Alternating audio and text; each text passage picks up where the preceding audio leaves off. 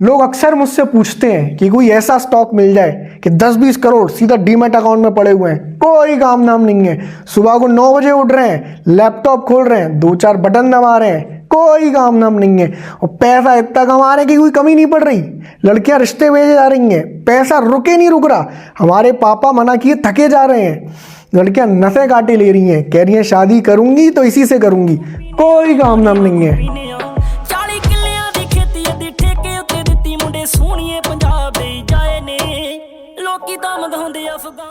तो मैं जिस इन्वेस्टमेंट की बात कर रहा हूं वो है निफ्टी 50 का ETF। अब ये पूरी वीडियो जरूर देखें क्योंकि उन लोगों के लिए जिनको कुछ नहीं आता है या जो जस्ट स्टार्ट करने वाले हैं काफी जरूरी होने वाली है। प्रूफ करके दिखाऊंगा कि ये बेस्ट इन्वेस्टमेंट क्यों है। तो चलिए शुरू करते हैं।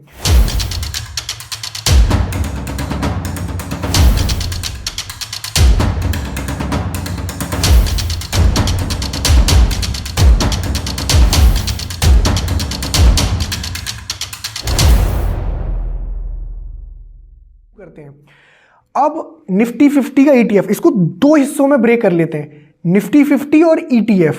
अब पहले ETF को समझते हैं। अब ETF बिल्कुल म्यूचुअल फंड की तरह होता है। जैसे म्यूचुअल फंड लोगों से पैसा लेके एक जगह इकट्ठा करके इन्वेस्टमेंट में करते हैं, वैसे ही ETF भी लोगों से पैसा लेके उसको पूल करके बाकी इन्वेस्टमेंट प्लान्स में इन्वेस्ट करता है। जैसे कि हमारे केस में यहां पे निफ्टी 50 में इन्वेस्ट कर रहा है। अब दोनों में अंतर क्या है? म्यूचुअल फंड चलाने के लिए एक फंड मैनेजर बैठा होता है, और अगर कोई आदमी है तो वो क्या करेगा? वो पैसे खाएगा। ठीक है, तो जनरली म्यूचुअल फंड्स का एक्सपेंस रेशियो 1% 2% के आसपास होता है। वहीं पर ETF का एक्सपेंस रेशियो यानी कि इन्वेस्टमेंट के बाद आपका कितना खर्चा लगा उसमें 0.04% के आसपास रहेगा। आप देख रहे हैं कितना ज्यादा डिफरेंस है। ये 100% तक म्यूचुअल फंड से कम रहता है।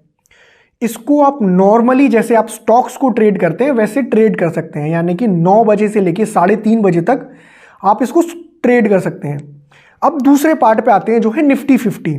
पहले तो अगर आपने निफ्टी 50 नहीं पता है तो आप आई बटन पे क्लिक करके वीडियो जरूर देखें। अब निफ्टी 50 एक 50 कंपनियों का समूह है। बेसिकली ये टॉप 50 कंपनीज ऑफ इंडिया है। दोनों को अब हम मिला देते हैं, तो अब निफ्टी 50 का ETF ये हुआ कि हमने लोगों से पैसा लेके टॉप 50 कंपनीज में इन्वेस्ट कर दिया। अब आप अगर पर्सनली टॉप 50 कंपनी में लेने जाएंगे तो पहले तो आपको डिसाइड करने में मुश्किल होगी कि भाई किसको कितना परसेंटेज देना है। क्या हम सारा पैसा पहली वाली कंपनी में लगा दें या सब में इक्वल डिवाइड करें या किस बेसिस पे? तो ये निफ्टी 50 में already based on weight of their market cap बना हुआ है, तो आपको उस चीज की फिगर लेने की जरूरत नहीं है। यहां पे किया क्या हमने 50 कंपनियों को दबाया, इसको कंप्रेस करके एक कैप्सूल दे दिया जो हो गया आपका ETF, और इसको हम आपको दे रहे हैं। तो जैसे जैसे इन 50 कंपनियों की वैल्यू बढ़ेगी वैसे ही आपके इस कैप्सूल की वैल्यू बढ़ती जाएगी। अब हर चीज का ETF मिल जाएगा आपको। जैसे निफ्टी 50 का ETF है वो निफ्टी 50 को फॉलो करेगा, वैसे ही गोल्ड ETF होता है वो गोल्ड को फॉलो करता है, सिल्वर ETF सिल्वर को फॉलो करता है। आपको पेट्रोल का भी ETF मिल जाएगा। अगर आप सोचते हो कि पेट्रोल में इन्वेस्ट करना अच्छा है तो पेट्रोल की ETFs हैं, बैंक्स के ETFs हैं, IT के ETF हैं, ऑटो की ETF हैं, पब्लिक सेक्टर बैंक की ETF है। जो चाहे आपको उस चीज का ETF मिल जाएगा। अब निफ्टी 50 ही क्यों? तो सबसे पहले तो पहला एडवांटेज ये है, you are not putting all your eggs in one basket. चाहे कितना भी बड़ा स्टॉक हो, जैसे HDFC बैंक, जब खराब रिजल्ट आते हैं ना तो वो भी क्रैश कर जाता है। बात तो सही है दौड़ना तो पड़ता है। रिसेंटली HDFC कुछ 8 से लेकर 10% तक क्रैश किया था जब उनके रिजल्ट्स अच्छे नहीं आए थे। वहीं पे जो हमारा इंडेक्स है जिस निफ्टी 50, वो हार्डली 2 से लेके 2.5% तक क्रैश किया था। तो यहां ये हो गया कि आपको एक सिंगल स्टॉक्स का एक्सपोजर नहीं है। दूसरा पॉइंट ये है कि निफ्टी 50 को जीतने के लिए ही बनाया गया है। अब मैं ऐसा क्यों कह रहा हूं? निफ्टी 50 में वो टॉप कंपनीज आती हैं जिनका मार्केट कैप बड़ा है।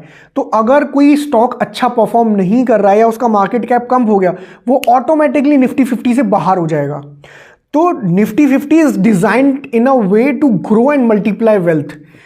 तीसरा तीसरा पॉइंट समझते हैं, उससे पहले आपको एक जादू दिखाऊं।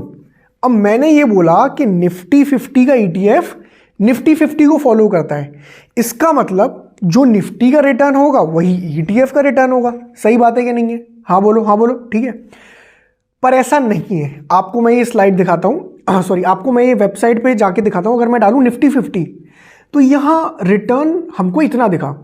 अब अगर मैं निफ्टी 50 का कोई ETF ले लूँ, जैसे हर बैंक और हर बड़ा फाइनेंशियल इंस्टीट्यूट ये प्रोवाइड कराता है, तो निपॉन का ही ले लेते हैं निफ्टी 20। अगर हम इसका देखते हैं तो ये देख रहे हैं आपको, इसका रिटर्न निफ्टी से ज़्यादा है। अब आप बोलोगे झूठ बोलता है ना? क्यों? इसका रिटर्न ज़्यादा कैसे हो गया? जब दोनों चीज़ें हैं ही सेम, तो एक का रिटर्न दूसरे वाले से ज़्यादा कैसे हो सकता है? मैं समझाता हूँ। क्या होता है कि जब इंडेक्स को हम देखते हैं तो इंडेक्स में है प्रॉपर स्टॉक्स। स्टॉक्स डिविडेंड्स देते हैं, तो जब स्टॉक का प्राइस ये है और वो डिविडेंड इतना दे देता है इन्वेस्टर्स को उनके अकाउंट में, तो स्टॉक का प्राइस गिर गया, राइट? ठीक है। वहीं पे ये निफ्टी 50 का ETF है, ये क्या करता है, इन्वेस्टर्स को ना देके वो पोर्शन निकाल के उसी में री इन्वेस्ट कर देता है, उससे इसके रिटर्न्स बढ़ जाते हैं, जैसा कि हम इस डेटा के थ्रू देख भी सकते हैं। अगर आपने 100 रुपए भी 1999 या 2000 से स्टार्ट किए होते तो अभी तक आपका इन्वेस्टमेंट इतना पहुंच गया होता। और मेन इसमें यह है कि आपको कोई टेंशन लेने की जरूरत नहीं है कि भाई ये कंपनी अच्छा परफॉर्म कर रही है कि नहीं कर रही है। कंपनी अच्छा परफॉर्म नहीं करेगी, वो ऑटोमेटिकली इंडेक्स से बाहर हो जाएगी, ठीक है। यहां पे मेन यही है कि अगर आपको इंडियन इकोनॉमी में भरोसा है तो आप इसमें जरूर इन्वेस्ट करें। और ये एक बहुत ही कम रिस्क का हाई रिटर्न इन्वेस्टमेंट प्लान है, तो जो लोग जस्ट स्टार्ट कर रहे हैं वो इसमें इन्वेस्ट कर सकते हैं। अब इन्वेस्ट करने के आपके पास ऑप्शंस क्या हैं? जैसा कि मैंने बताया, हर बड़ा फाइनेंशियल इंस्टीट्यूट और बैंक ये प्रोवाइड कराता है। तो जैसे SBI का ETF है, निपॉन का ETF है, HDFC, ICICI, आपको हर किसी का मिल जाएगा। मैं पर्सनली निपॉन के ETF में इन्वेस्ट करता हूं क्योंकि इसका एक्सपेंस रेशियो कम है, ट्रैकिंग एरर कम है। ट्रैकिंग एरर मतलब ये निफ्टी 50 को कितना अच्छे से ट्रैक कर पा रहा है। दूसरा, इसमें लिक्विडिटी बहुत बढ़िया है, मतलब जब आपको पैसे की जरूरत पड़ेगी, जब आप बेचने जाओगे तो लोग वहां बैठे होंगे वो खरीदने के लिए। इसमें लिक्विडिटी बढ़िया है। ये एक बहुत कम रिस्क का हाई रिटर्न इन्वेस्टमेंट प्लान है।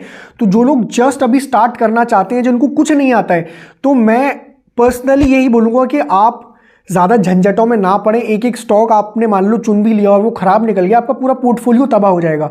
ये एक सेफ इन्वेस्टमेंट प्लान है, आप इसको हर महीने के एंड में इन्वेस्ट कर सकते हो, ऐसा SIP। आपको ये वीडियो कैसा लगा कमेंट करके ज़रूर बताएं।